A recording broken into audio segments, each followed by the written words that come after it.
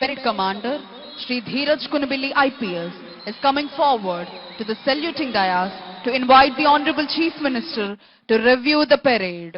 Parade ని పరిశీలించేందుకై విచ్చేవలసిందిగా ఈనాటి కార్యక్రమ ముఖ్య అతిథి గౌరవనీయులైన ఆంధ్రప్రదేశ్ రాష్ట్ర ముఖ్యమంత్రి వర్యులు శ్రీ నారా చంద్రబాబు నాయుడు గారిని అభ్యర్థించేందుకై parade commander Shri Dheeraj Kunbili IPS saluting dais వద్దకు వస్తున్నారు.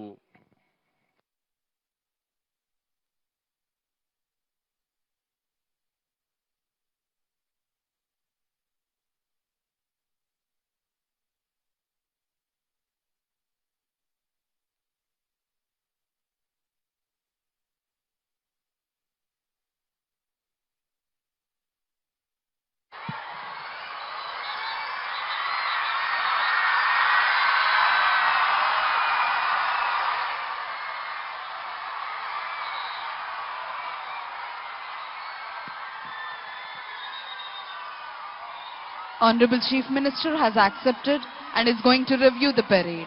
DGP sir is accompanying Honorable Chief Minister on review vehicle. గౌరవనీయులైన ముఖ్యమంత్రి వర్యులు అంగీకరించి పెరేడ్ పరిశీలనకై బయలుదేరారు.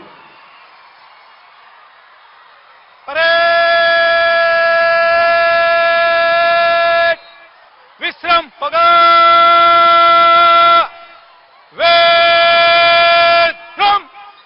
కేవలం ఆంధ్రావనికే కాక యావత్ భారతావనిలోనే పేరెన్నికగన్న పరిపాలనా దక్షులు, విపత్తులే వచ్చినా పరిస్థితులన్నీ ప్రతికూలంగా మార్చబడిన సహనంతో, సంయమనంతో, మొక్కవోని స్థైర్యంతో ఎదురు నిలచి ఆంధ్ర రాష్ట్ర సర్వతోముఖాభివృద్ధికి పునరంకితమైన కార్యదీక్ష దక్షులు గౌరవనీయులైన ఆంధ్రప్రదేశ్ రాష్ట్ర ముఖ్యమంత్రి వర్యులు శ్రీ నారా చంద్రబాబు నాయుడు గారు పెరేడ్ పరిశీలనకై వెళుతున్నారు. వినీలాకాశంలో ఆర్భాటాలు చేసే మెరుపు మాయమైపోయినట్టే కనిపిస్తోంది. కానీ అంతలోనే ప్రళయ భీకర పిడుగులా మారి పెను ప్రభావాన్ని చూపిస్తోంది. వరద వెల్లువకు ఎంతటి పెద్ద చెట్టైనా తలవాల్చి ఎండినట్టే కనిపిస్తోంది. కానీ కొద్ది రోజుల్లోనే శాఖోపశాఖలుగా విస్తరించి అంబరాన్ని చుంబించే మహావృక్షమై నిటారుగా నిలుస్తోంది.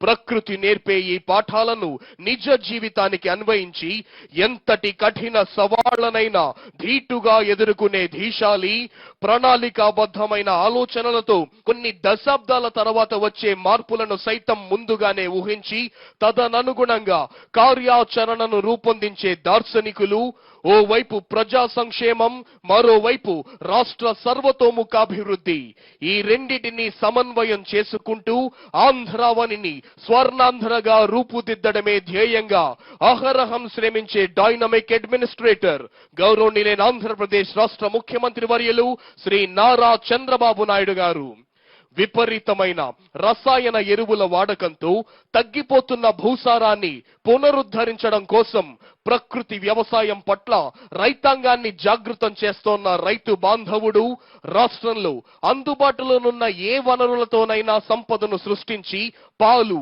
గుడ్లు, మాంసం యొక్క ఉత్పత్తులను సైతం కుప్పలు తెప్పలుగా పెంచి అటు వ్యవసాయ రంగంలోనూ ఇటు పశుపోషణ రంగంలో